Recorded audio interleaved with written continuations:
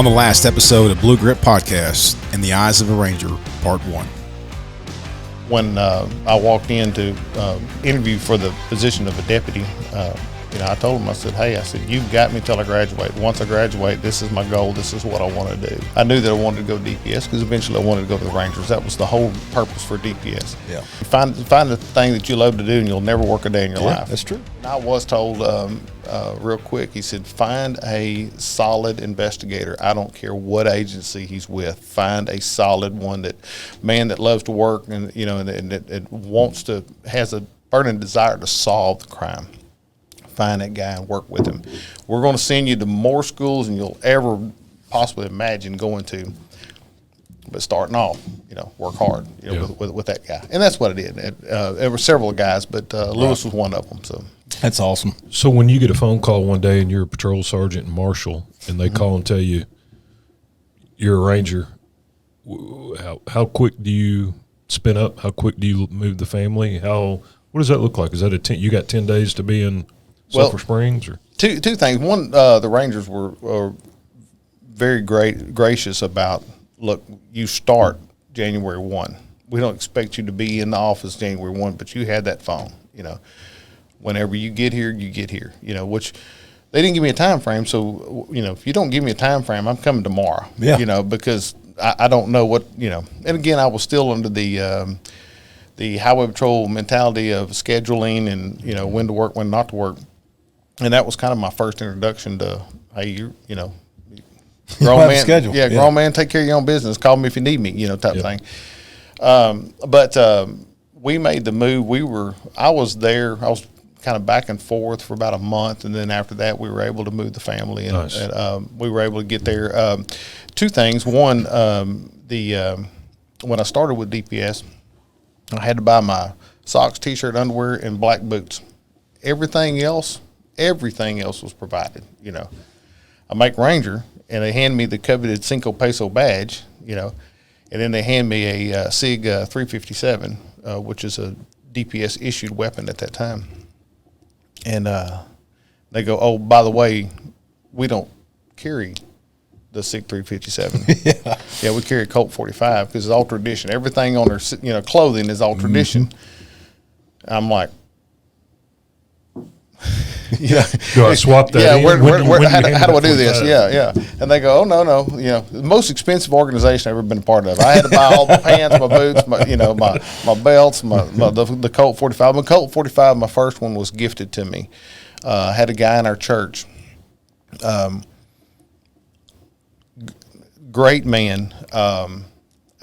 He kind of dominated the conversation. Anytime I would walk into church service, he was there all the time, and I wouldn't be able to spend a lot of time with you because he was there, type thing. But a great man, and he had a great military history, and I love talking about that. The day that it got out that I had made Ranger, he had called and said, "Hey, can I stop by the office?" And I thought, oh gosh, I don't have. Yeah, I'm about to get off work. That's 2 hours. There's 2 hours if he walks in that door. He walks in, lays the gun down, lays the receipt where he bought it in 1984, the Colt 45. Laid it down. Wow. And he said, that's yours. I said, no, sir. I said, I can't. Thank you, but I can't take that. You can borrow it until I want it back. I'll do that. That is cool. I still have it. So it was. That is cool. But awesome. It was just. How long did you carry that one? Oh man, I carried that one probably 5 or 6 years before.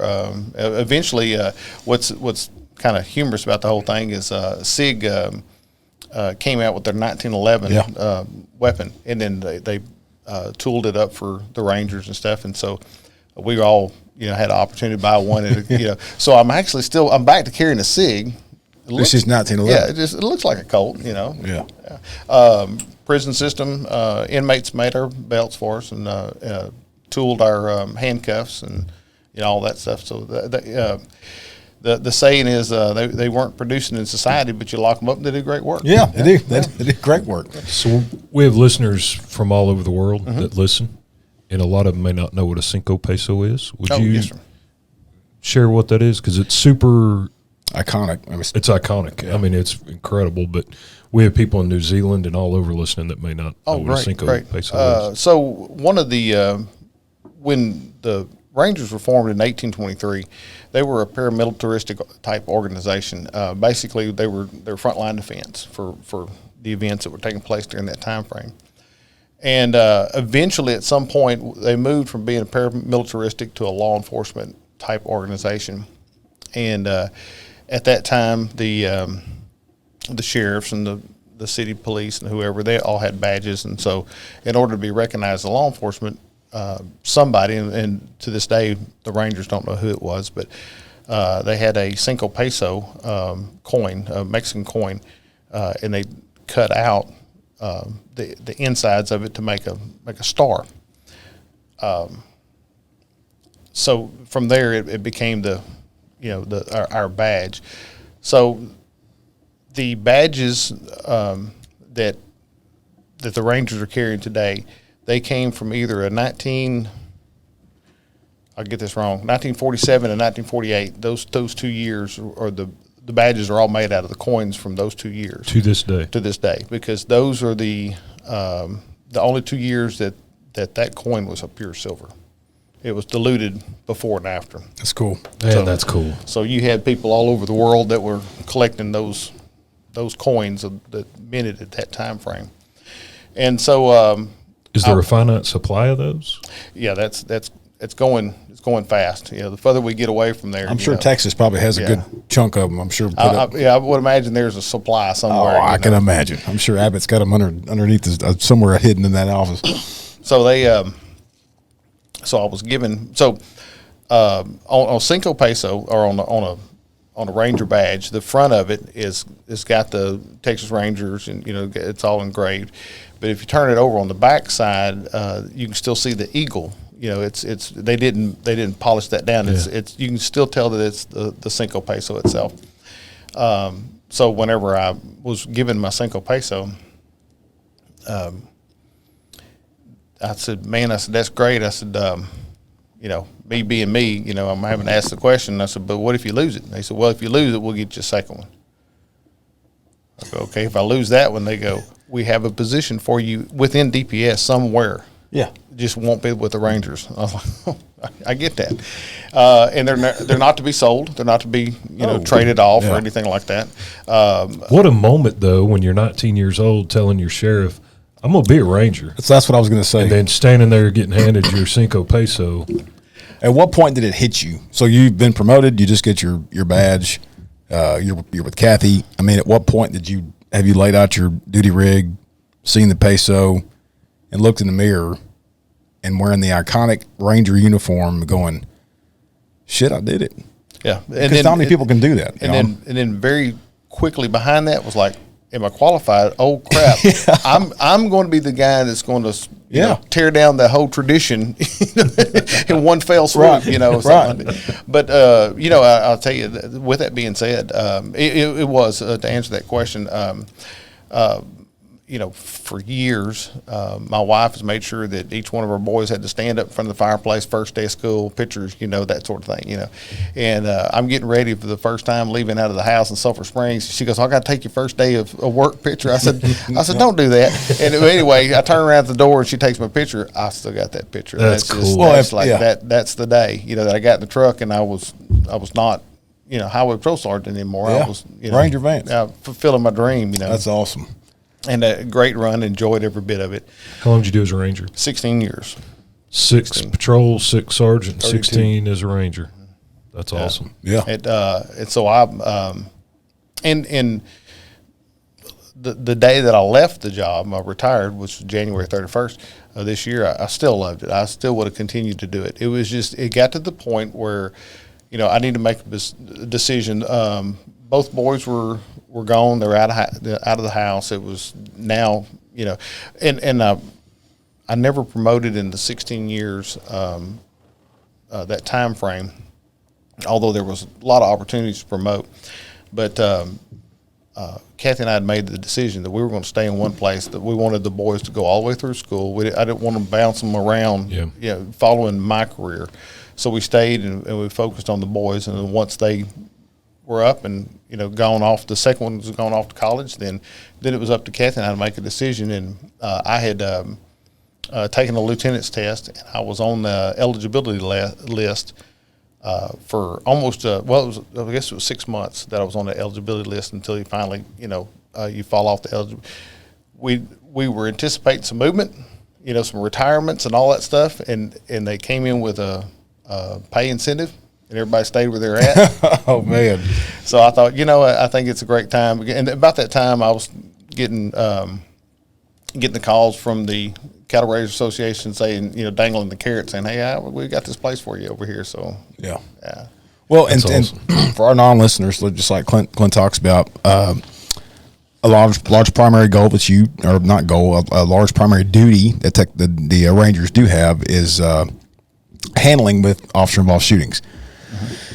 TMPA's got I would consider a really good relationship with the Texas Rangers division, because that's Yes. who 95% of we have to deal with, our attorneys and so forth. And if you want to touch on, number one, some advice to listeners out there, the 21, 30-year-old cop, street cop, any law enforcement professional right now, just about what to look out for and what to prepare yourself involved in a critical incident. I know Ranger Oliver puts on one hell of a class of officer involved, how to respond, and just about the communication with talking to the cameras now, because that's a reality that we have to face in law enforcement. But what would you say to the person listening about critical incidences and response, and what you kind of identified problems during your, I guess, Ranger career?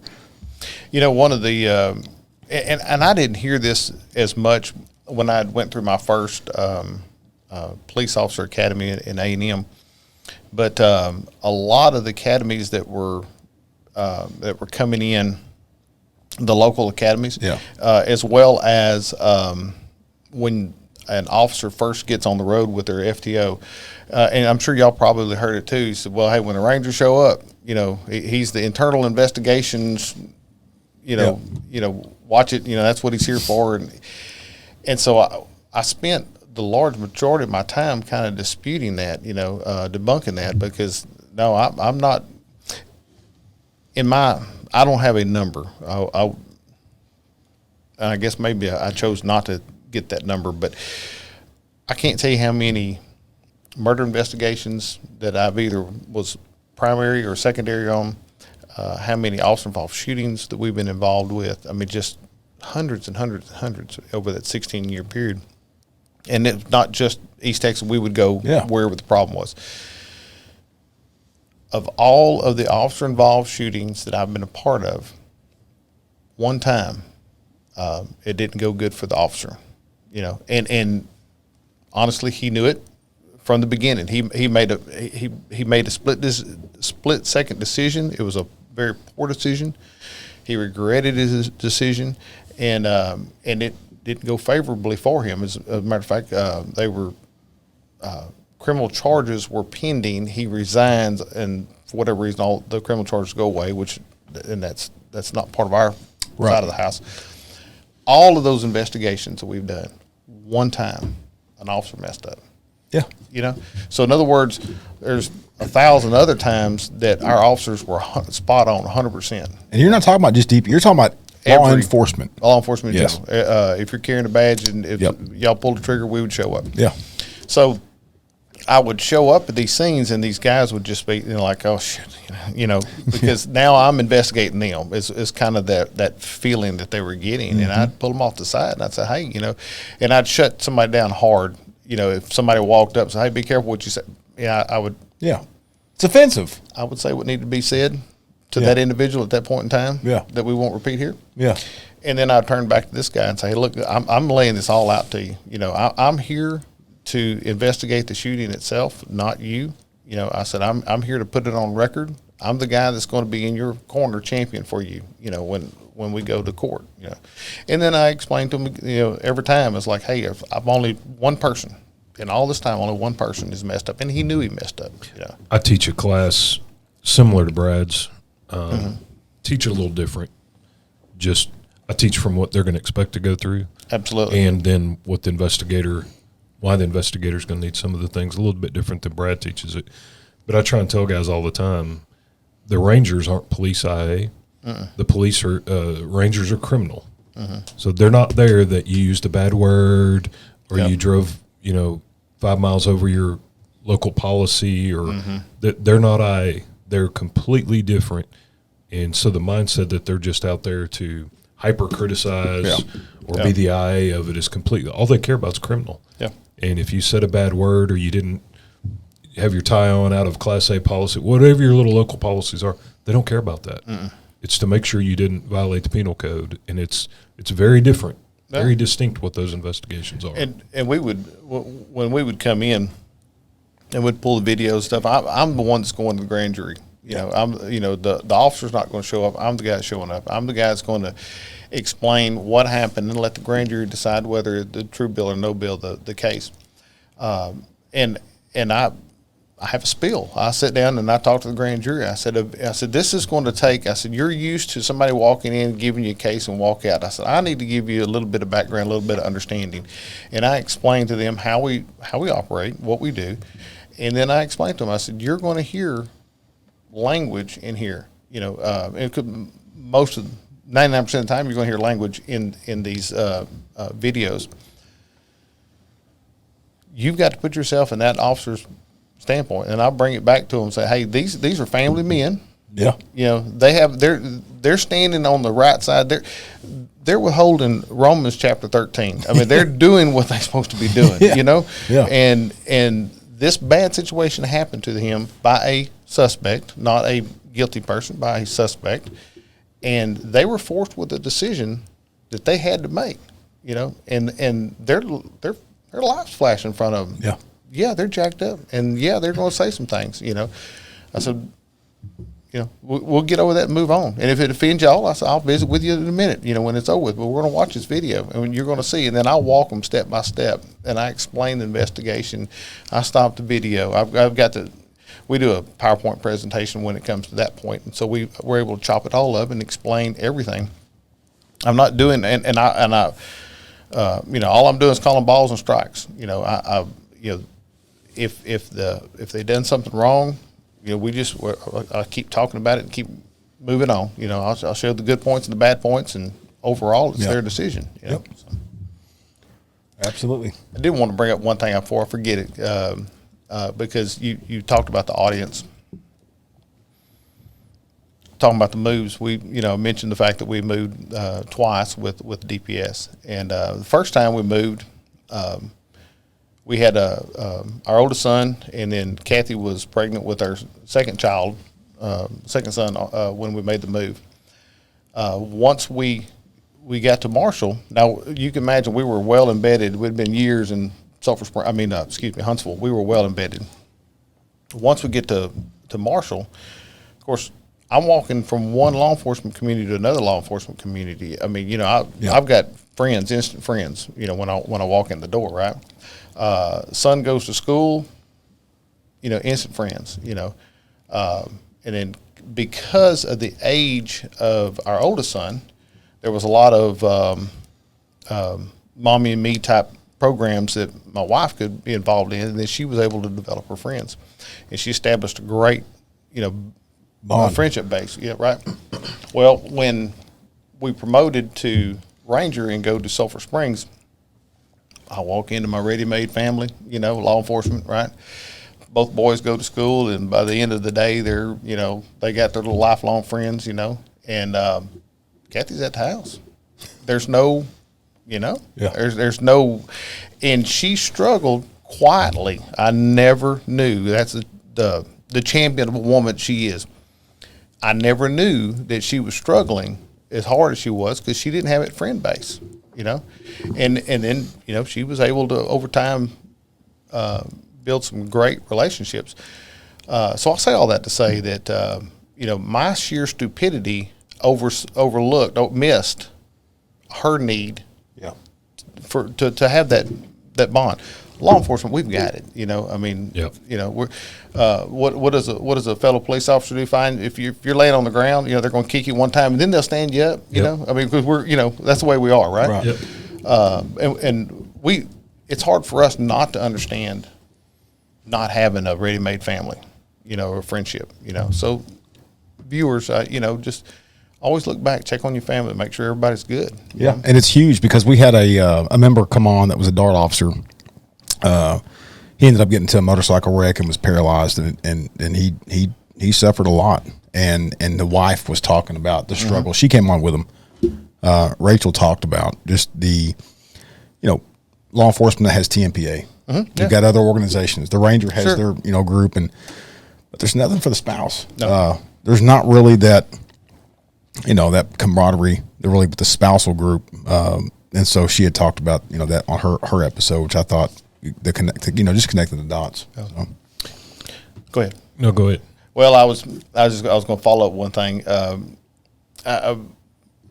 Part of what I did as a Texas Ranger was I was on a hostage negotiation team, and we developed a good training curriculum, and we ended up with a really great case study on the event that took place, and with that, presenting that took me all over the country presenting that one case. So I had a great opportunity to travel all over the country and into Canada with this one particular case talking about it. And so you have to start with a little opener, right? You can't just walk right into the case and start. You gotta have something, a little song and dance beforehand, right? And I always told people, or later in this career, when I was giving this presentation, our oldest son was he was 18 at the time, and he was took a summer job working on a ranch in Wyoming.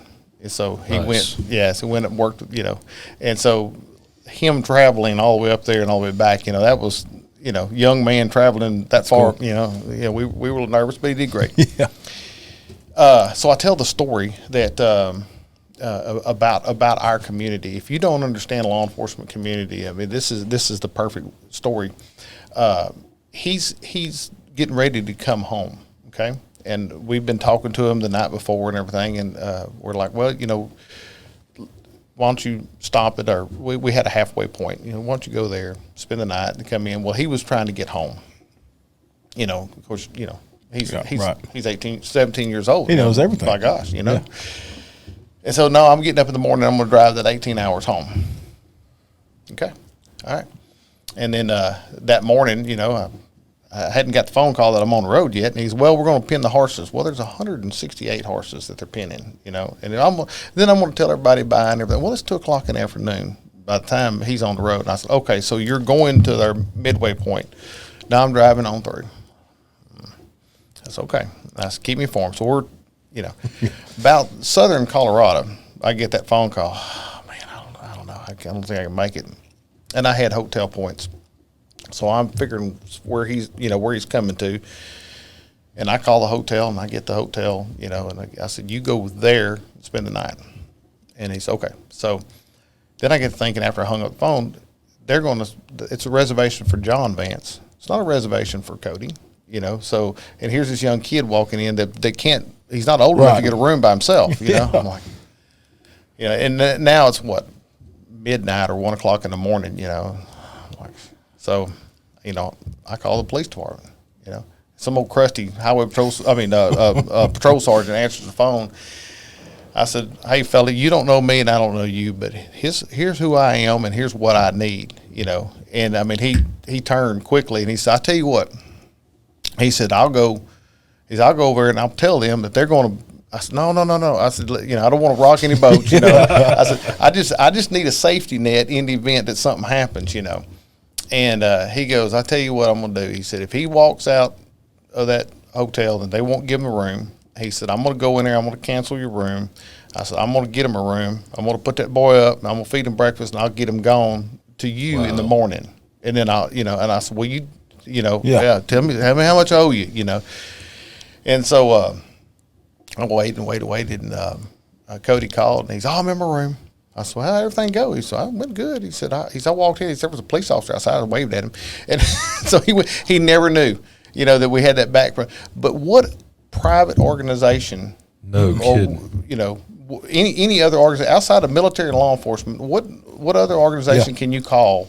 That's right. Yep. And ask for that? That man was willing to buy my son's room, put him up. That's awesome. Like Can't his ask for own, better. like his own. Yeah. Yeah. Yeah. And I do the same. That's cool. So, Going out working police shootings, I always ask. So I work police shootings at Garland. I had Tmpa. yes, sir. I know that a lot of Rangers have Tmpa, and this isn't an endorsement that Sure. that Rangers are exclusive to it. But in your experience going out dealing with Tmpa attorneys, and I'm going out on a limb, hoping you're going to say it was a good experience. Yeah, we've got some good attorneys. Well, it really wasn't, but no. Tell us about it, because when an officer has just been involved in a shooting, the police report, the medical examiner's report, that's a homicide. They took another human's life. Absolutely. There is no larger event that's going to happen in their lifetime and their career that could affect their family, their paycheck, and ultimately their safety. Yeah. You're out there, they've taken a human's life, they're wanting legal representation. Tell from your standpoint, because we have a lot of officers that come on and tell their version of what it's like being in the shooting. What has been your experience or your opinion and of dealing with TMPA as you navigate through those situations? I first got into law enforcement over 30 years ago now, and it was if you really wanted a lawyer, we don't ever get lawyers. Screw them, Yeah. It was that mentality 30 years ago. By the time I made Ranger, that mentality had shifted for the better. But it shifted to it. But it was almost apologetic whenever that supervisor would come to me. Hey, he's not wanting to talk till he has an attorney present. I welcome that, And there were several attorneys that worked the area, Northeast Texas. And I had them in my phone, obviously chance meeting, and then I'd save their number on my phone, gave them my number, and I'd get that phone call. Sometimes I knew before I even got there, because I'd get a call, Andy. Andy Stinson. Yeah, I'd get a call Super from good. Andy. Yeah, and the phone rang, it'd be Andy. I go, hey, I think we're headed to the same spot. He goes, yeah, we are. I said, okay. I said, well, how far out are you? And I'd get there, and I'd look over at the officer, and I wave at him. I'd say, you're all right. They're like, don't, no need to approach. And then and Andy knew that all attorneys know that. I don't want your story. Tell me where I can walk in and where I don't need to be walking in. Yeah. I want to preserve evidence. And the officers say, go this way, and we've held everybody back. Thank you. Have a seat. Andy, be here in just a minute. Yeah. And then we'd take care of business. And then when Andy'd get there, I'd signal where to go, and after a while they'd approach, and because and as you teach that night, at the scene, number one, we can't say this enough. The scene is neutralized. The scene is still. We've got law enforcement. We got the blue wall built around this scene. Nothing's happening at the scene. There's no reason to touch any weapon, including the officers. Yep. Leave it alone. Don't clear it. Don't empty it. Don't count bullets. Don't just leave it. If it's on the ground, it's on the ground. If it's on his body, leave it on his body. I had many a time an officer, would walk up, he wouldn't have a holster. Wouldn't have a gun in his holster. Well, where's your pistol? Well, So-and-so's got it. Yeah, he got it. It's in his car somewhere, which I can work through that. But, hey, you tampering with the evidence. Yeah. So, whenever him and Andy would come up, I'd explain to them, say, I need photographs, and this is what I'm doing. Mainly because his uniform is, the officer's uniform is nasty, usually at this point. But it's evidence. It's evidence. Yeah. And because the bad guy is probably about 30 pounds underweight, and he got sores all over his face, and, he's a typical, let's say, meth head. Well, 2 years from now, whenever we actually go to trial, he's going to be 30 pounds overweight with a nice haircut, a cheap suit on, And but I'm taking pictures of, this is what the guy looked like. Y'all see what he looks like now, but this is what he looked like back then. Yeah. At the same time, look at that good-looking officer up there. Look at that uniform. That's what that man looks like every day when he goes to work. He looks sharp in that uniform. this is what he looked like the night after that fight, you know. And so that's the reason for the pictures. And if it takes just a few minutes to explain that, and always had an old ranger told me, he said, "You got one of them bottles of waters in your truck?" Because I'm sure they had a canteen whenever he first started. But, he said, "Always grab that water bottle, break the seal, and then hand it to the guy." You know, because if he's coming down, you know, off of his high anxiety of what just happened, you know, and he's dumping, his fine motor skills are still gone and they haven't come back yet. He's not going to be able to navigate that. That's awesome. That lid. You know, loosen that lid for him and then let him drink. He needs to drink that whole bottle of water. It puts, you know, nutrients back in him, but at the same time, it gives him chance to come down. Yeah. You know, and then throw it away and then let's have a conversation. It's the little pieces, the institutional knowledge passed on, some wisdom passed along. But I think it's important because when I retired from Garland, working police shootings, I was on a small scale. Going to Tmpa, and I was going for a long time to all of them. Yeah. You don't understand, or you assume, what is this big adversarial relationship? And it was really, I appreciated watching. There's no adversarial relationship, and the Rangers get along with the attorneys, and the attorneys get along. And I think that's a misnomer, maybe sometimes to the public. Oh, well, because like Dad started at Dallas in '67. And he's like, in the 60s or 70s when you shot people, Yes, sir. it never even crossed your mind to call an attorney. I mean, it was just unheard of. Yeah. And I was like, yeah, but this is, we have activists. Yeah, they don't have now. Jose Garza's and It's that a little kind of different now. Yeah. But it was shocking to see the first couple of times this beautiful orchestrated investigation. And I try to tell non-law enforcement people, if you think our lawyer's showing up to lie, number one, that lawyer is not going to jeopardize his career to lie for somebody. I'm not jeopardizing my career to lie for somebody. And today, probably 90% of it's on video anyway. Oh. You're not you can't fix it. It just happened. It's there.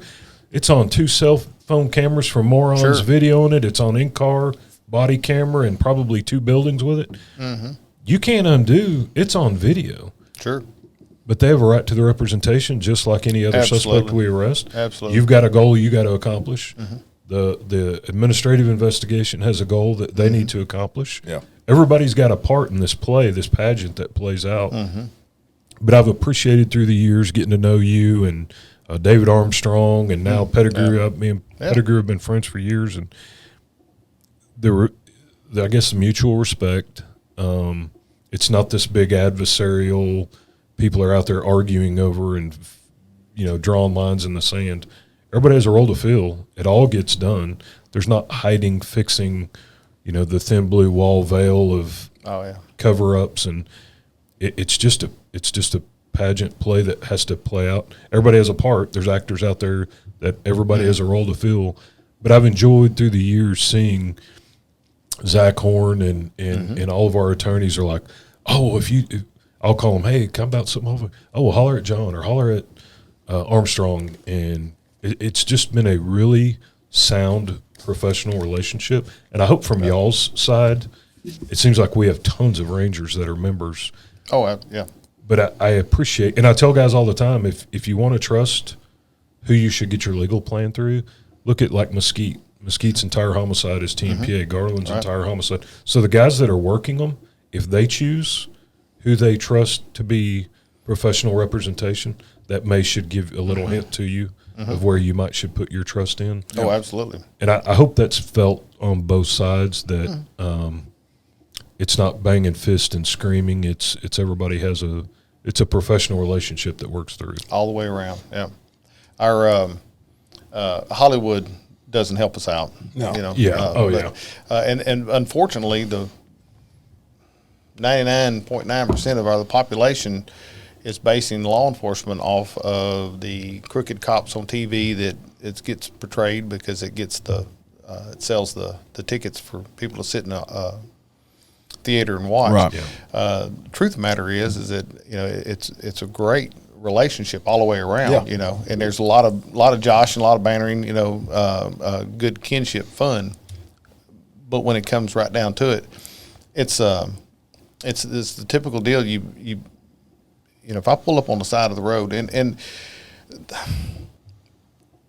as a ranger, especially as a cattle ranger, we're reactive to anything. We're not proactive. It's, we get the telephone call, we respond. Rangers is the same way. So with that being said, I may be in a hurry to get back and forth, but there's time on my side. Yeah. If there's a officer on the side of the road when the lights, rolling and he's out on conducting traffic stop, I'll pull over, get out, and I'll turn around and I'll face the rear traffic, because that's your biggest danger besides the person in the vehicle. And, you take your time. You check on these guys and you stay with these guys. Again, going into a different profession, who's going to have you back like that? Yeah. And I do that because I was on the side of the road as a young, patrolman, and I look up, scared me to death. I look up and there's a vehicle behind me, and how did that get there, behind my patrol vehicle? And so I'm shining lights trying to figure out who, because it's nighttime. Yeah. There's this guy standing with his back to me, facing, the northbound traffic or, southbound traffic, whatever it was. I finished my traffic stop and stepped back, and he was a detective from another agency, off duty, late at night. He's traveling through. He said, "Man, you're out there. Ain't nobody out here except you." I said, "Yes, sir. That's the way unfortunately, that's the way we're working." Right. He said, "All right, you need anything?" "No, I'm good, sir." And he takes off, and I thanked him, but I never got his name. I remembered he said he was a detective, and I thought, man, that guy just out of nowhere stopped to check on me. So that's been my, my goal from then on. I don't pass them up. That's awesome. So this is going to be the really Texan part of the episode. Oh, here we go. A lot of people probably don't know what TSCRA is, Texas Southwest Cattle Raisers Association. And I'm jealous because I've wanted since I was a kid to be a special ranger. Yeah. And y'all have turned into like the NFL Hall of Fame. They're recruiting the VIPs out of law enforcement. You got Robert Pemberton, K9 out of Greenville PD, was excellent, a stud officer at Greenville PD. Mike Boone from the Game Wardens. My wife's in love with him. She would leave me tomorrow if Mike Boone calls her. Game Warden from Lone Star Law, John Vance is over there. TSCRA Special Rangers is becoming, they recruit the best, and I have a ton of respect for you guys and for TSCRA. I'm a member of them. But for our non-listeners, would you give a Cliff Notes version of what you guys... What it looks like on a day-to-day operation. Yeah, what you guys do. Well, I wake up around 10:30. Eat some Captain Crunch. Yeah, Captain Crunch. Yeah. Actually, this has been kind of it's been a change of pace for me. As a Texas Ranger, I was getting about 4 hours of sleep a night. Not that I wanted to, but go to bed at midnight, and at 4 o'clock in the morning, my mind's rolling, and you're up. About a month after I'd swapped jobs, I wake up and it was about 7. The light shining through the window. My wife's looking at me like she thought I was dead. Somebody Mickey'd me. Yeah. She goes, "I finally get to collect on your life insurance." No.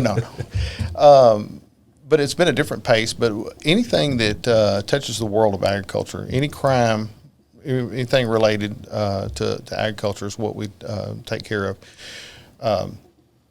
I was truly blown away, and a lot of people are once they get into this side of the house, about how many cattle thefts there are. And it's not just cattle theft. We're talking horse theft. We're talking embezzlements from banks on equipment.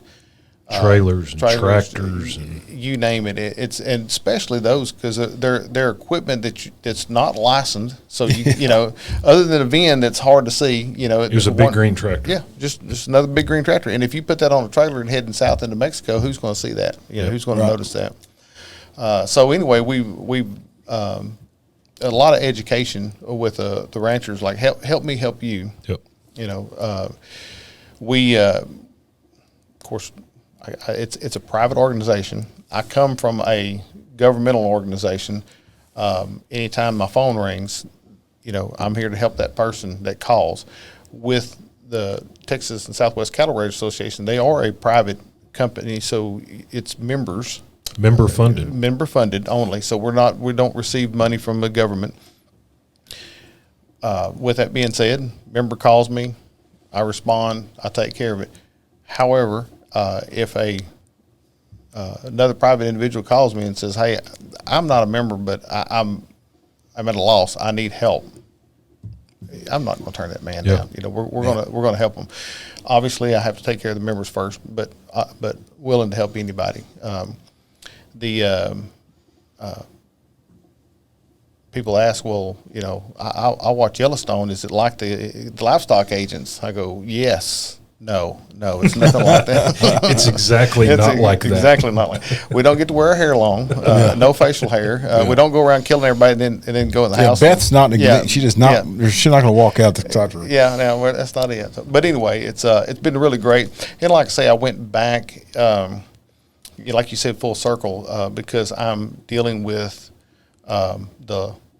the guys that I grew up with in that world, you know, and it was fun to come back to that and realize that, unfortunately, as y'all well know, if you stay in that circle of murderers and thieves, and you know, law enforcement you get to the point where you're just tainted on society. Yeah. Mm-hmm. To be able to go back into this realm and deal with great folks, you know, and they're dealing with thefts. You know, it's at the end of the day, it's a property theft. Now, I'll be more than happy to handle property theft over a murder theft. Oh, absolutely. Took a little getting used to. My supervisor is a former Ranger, Texas Ranger, and he I submitted my first case report, and he calls me and he said, "Man," he says, "great report." You know, he said, "Who died?"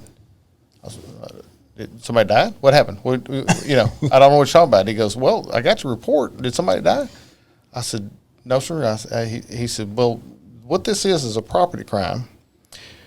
I don't need 27 pages. I don't need to know what position the light switch was facing whenever you walked into the room." You know, I mean, it was just a lowboy trailer. Yeah, it was just a lowboy trailer. You know, but it was taking that, you know, writing that 100-page murder investigation report with detailing every single little thing, you know, down to this is the day it was stolen, and you know, these are the clues that we had, and this is the guy we put in jail. Funny. But how cool, because law enforcement's a tough business right now, and because of politics, the economy, and there's a whole lot of factors, socioeconomic. Farming and ranchers, you're still serving a community. It's tough go to make a living ranching, farming, and the profit margins narrow. And so somebody steals a tractor or steals your side-by-side that you're using, you know, too old to ride horseback, so I'm trying to feed and take care of the place on side-by-side, and it's stolen now. You're still serving a community of hardworking Americans, and that's super honorable. I mean, that's super cool. Thank you. One of the greatest things is, worked a case. A friend of mine worked a case at cattle ranch, no fellow cattle ranger, but guy calls and his hay baler's stolen, and we're right in the beginning stages of hay season. You know, and you steal that. You didn't steal a $2,000 piece of equipment. No. You know, this is new, nice, and of course it's painted green, so we like probably paid a little extra for it. You know, like stealing a hammer from a carpenter, though. Too exactly. He needs that baler. So he was able to track it down. Pulls up into the yard. There's a green baler sitting there. Knocks on the door. Suspect comes to the door. He said, "I'm going to talk to you about that baler." And he drops his head, which is that international signal to us. I screwed up. Yeah. And admitted to it, you know. And he said, "Well," he said, "I'm not putting you in jail today." He said, "I still got to go back and get warrants." You know, that process. But that baler's leaving your property today. And suspect goes, "Well, here, let me back you up a little more." And he hooks it back up to the. Oh, shit. And so anyway, the cattle ranger takes that baler, and he said, it was that defining moment when I pulled into that guy's yard, you know, to our victim's yard, pulling his baler, you know, and fortunately it wasn't destroyed, and it just moved locations, but he was able to get it back to him. And the next day he's back in production. That's rewarding. Yes. Absolutely. Working 16 years of working murder investigation, you can never make a family whole. I mean, it's just, there's no way. And you're not, you're fooling yourself if you think you can try. But something like that, yeah, that's rewarding. Good stuff. Yeah. And one more unique thing for our listeners, TSCRA, you guys cover Texas, Oklahoma. Texas and Oklahoma. I went from having 3 counties as a Texas Ranger. I've got 14 counties. I'm covering Texas and 7 in Texas and 7 in Oklahoma. I got just recently I was certified OSBI, Oklahoma State Bureau of Investigations, carried my commission in Oklahoma. Nice. So I can cross the river and do whatever I need to do there. So one of the, of course, you get your great quotes from Lonesome Dove, right? Oh, yeah. That's where it comes from. We were chasing a murder suspect, and we were in Michigan, I believe it was. Illinois. We were up north. I catch a flight, fly in, dressed like this, go up there and knock on the door of the local PD and said, I need to go kick that door in. Y'all welcome to come with me, but I want y'all to know who I am before I go, and the chief's looking at me, and it's kind of, like, who the heck are you, And he goes, I hate to ask, he said, but he said, do you have authority here, Well, quoting Augustus McCrae, my authority is wherever I happen to be at, and right now I'm standing right here. He goes, well, let me send a couple guys with you. No, I had no authority, but I knew where my bad guy was at, and that's where I was going. And so anyway, but it's been great walking in and introducing yourself, and that's a lot of what the Rangers and the Cattle Rangers both is doing. They're not going to know who you are, and because we work alone. But I have a goal I need to accomplish, and I'm not going to do anything without the sheriff or the chief of police being aware that I'm in their area, in great help. Yeah. Good stuff. In your 30 years of law enforcement, what has been John Vance's very best day on the job and his worst day? Wow. I would have to say the very best day is the day that I turned around for my wife to take my first day of school picture. It wasn't until I got in the truck and I was driving off that you realized it. I was like, hey man, now I've got to do something. I'm gonna have to call Woodrow Cole. Go meet up with him. Help me out here. One of the absolute worst days was and it was a long story made very short.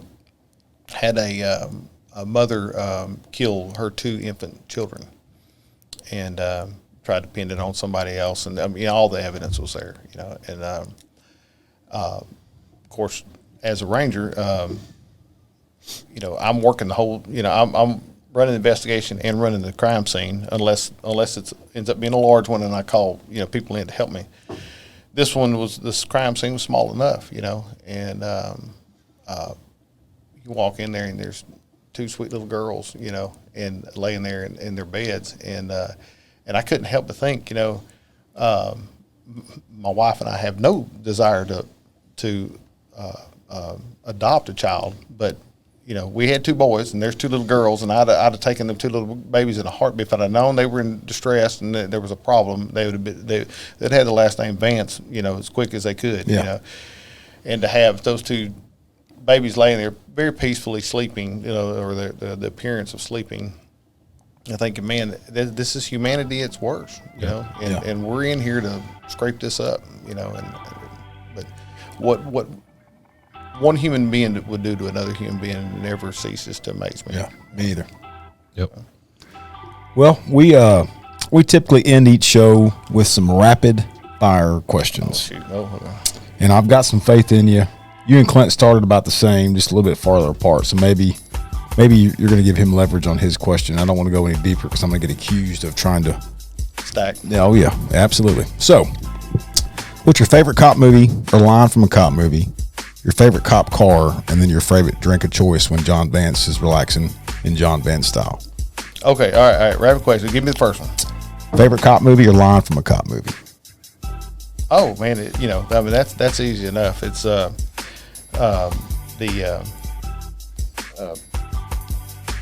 to say, Lethal Weapon. When they're standing on the edge. Number one answer. That's the number one answer. Lethal Weapon. Do you want to die? Do you want to die? Unhandcuffed. This guy's crazy. You thought you were crazy. Yeah. Let's see. Favorite cop car? Oh, all right. So I'm gonna have to go back to the ugliest car there was, but the Shamus, the Chevrolet Caprice. God, My man. Hey, let me tell you something. man. Before they put the fence up on the interstate, okay, I'm riding northbound on I-45 north of Huntsville, let's say, and I see a car running, 102 miles an hour. Well, I have time to put, the coffee in a holder, and I'd go through the median, and I'd turn around and stop and pee. And yeah. And then before you know it, I mean, I'm light speed, and I mean, the car's barely touching the ground, and I catch the guy and pull him over, Fords, Crown Vics, that was a workhorse. I mean, you couldn't beat those cars. But when I'd see the speeder, when I'm diving in the ditch, and you're sliding sideways, and I'm trying to, and then catch them 5 miles down the road, So yeah, I'd go back to those Shamus. Oh baby, that's what I'm talking about. Well, you just made Clint's day. I knew my man would come. Oh yeah, absolutely. What's your favorite drink of choice when you're trying to relax? With me, it is half and half tea with a little bit of lemon. That's it. No, I'm alcoholic. Your favorite alcohol? I'm stuck with the tea. I understand. I would like to be able to tell you that I can drink you under the table, but my doctor says that my diabetes won't let me drink you under the table. I understand. So, yeah. I had half and half tea for lunch, and it's so funny because I grew up drinking tea so sweet that it was almost like molasses. Yes. And I guess the older I got, I have to drink half and half, and I prefer like a third, 2/3. Yes. I can't hardly drink it. Yes. And for 30 years, I drank it so sweet you almost couldn't pour it out. You had to hit it out with a clunk, spoon. clunk, clunk. Yeah. That's funny. Yeah, now it's the, you used to walk in and you tell them, half and half, and they understood what that meant. Well, now you can come in and say quarter, 3/4. Now it's like, okay, well, wait a minute, quarter on the sweet. Yeah. Yep. That's funny. Well, man, I can't thank you enough for coming on again. I've always loved the hell out of you. You've just been a really good guy to me, and so I appreciate you coming on. No, I thank you for the opportunity. Yeah, absolutely. Appreciate it. Yep. I think a ton of information in here, not just for civilians. I think there's a lot of mystique that sometimes people don't understand exactly what Rangers do, what they don't do. I'm sure there's a ton of people on here, Texans, that don't know what TSCRA is. And I'm proud to let folks hear what you guys do and shed some light on what you guys do and the hard work and the great work and the relationship that we've always had. Man, I appreciate it. Just get up in the morning and go to work. Yeah. Keep your mouth shut. Yeah, keep your mouth shut. I may have to live that one up for a little bit, I guess. But you guys stay safe out there. Be sure to hit that like button. Greatly appreciate John Vance coming on and sharing his story. Again, brother, I appreciate it. Thank you. You guys stay safe. God bless you. And as always, may God bless Texas. We're out.